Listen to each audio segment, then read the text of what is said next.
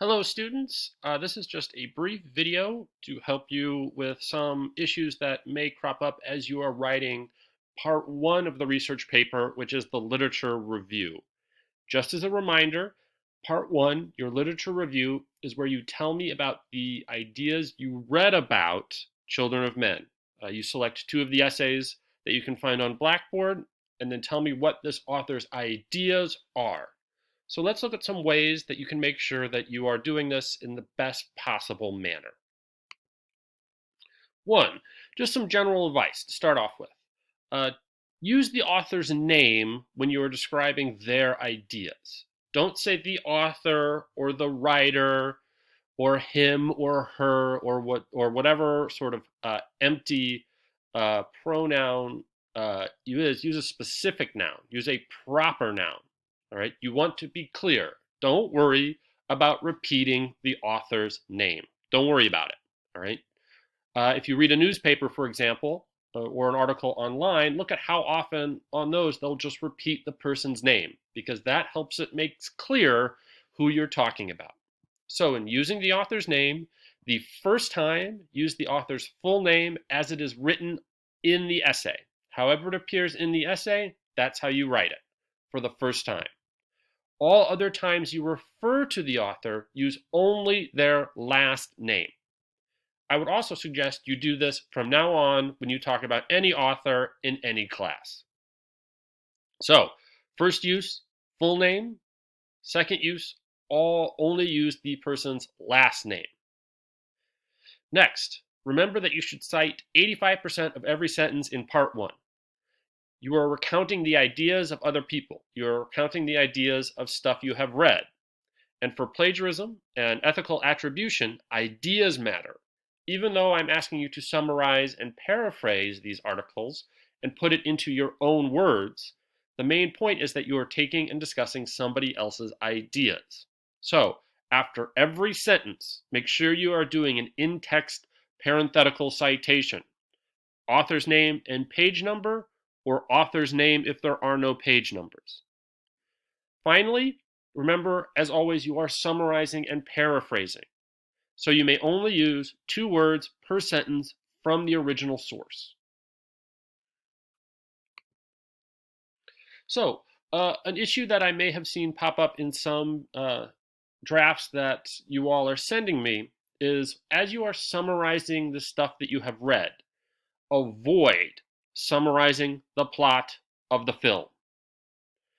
A common issue that sometimes students have is that they will read and look how one of these authors summarizes the point of the film. Like if you look at our example on the left here, we see Whittington in the essay on sound summarizing the plot of the film.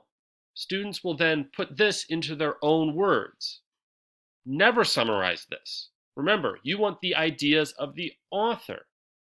Right? Do not summarize their summary. All right?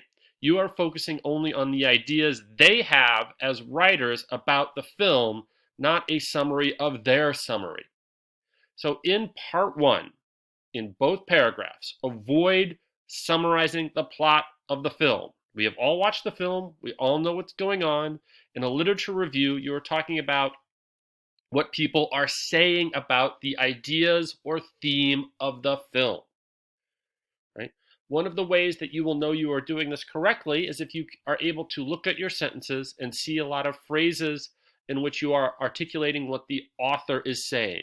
So things like Smith argues, Smith explains, Smith defends their point by, uh, Smith analyzes, the theme of the play, the theme of the movie that is blank.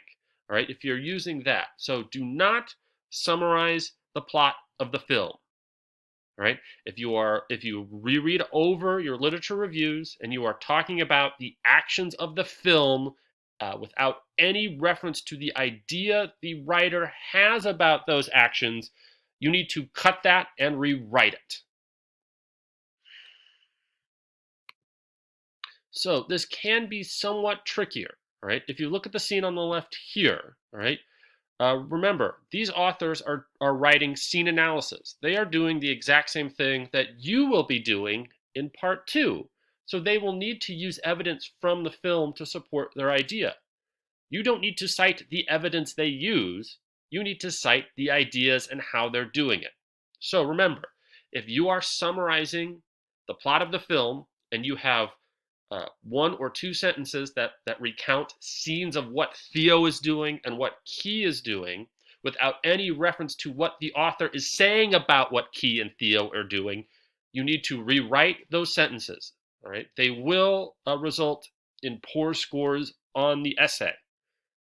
So, for example, look at the left-hand example here, which we discussed in a previous video lecture. All right. If you are going to use this as a piece of supporting detail for Whittington's main idea, the important part of this example is not the description of the scene. The important part of this is how the found sound, the child's screaming throughout it, all right, represents the hope that the author thinks is found in the sound design, how the sound design represents Theo's growth towards hope. That's the idea you must summarize, not a long description of Theo rushing through the building trying to find Key and the baby. All right, remember, you should be focusing on the ideas the author has, not the plot of the film. So as you read over the literature review, if you find large parts of your literature review do make no reference to the author and what they are saying, you need to rewrite those sentences to focus on what the author's ideas are about the film. To help you with this, think of the second sentence of each of the paragraphs of your literature review where you tell me what you believe the most important idea of the author is in the piece that you have read. You may do this by using the boilerplates below. So you could say, for example, Smith's central idea is blank. The most important idea in Smith's article is blank. Smith's main point is blank. Right? You need to tell me what you feel the most important part of that essay is that you read. Once again, this will never be a summary of the film. It will always be what the author says about the film. This is one of the key parts of your summary. This is where you are demonstrating to me that you have thought about what you read and can articulate what the most central ideas of that author are in relation to the film Children of Men. Next, after the most important part, make a connection.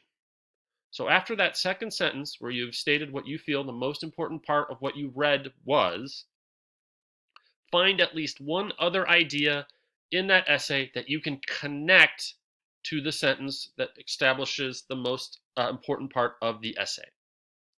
So after stating what you feel is the central idea of the article that you read, you could state a point and then explain in your own words how the author connects this to the most important part that you summarized previously. Some boilerplate things you could do to this is Smith supports his main claim of blank by blank. This idea connects to Smith's main idea. Smith develops his main claim when blank. As you write the literature review, please feel free to send me drafts. But please, if you could, watch this video and look over and use it to help you revise the review as you are writing it.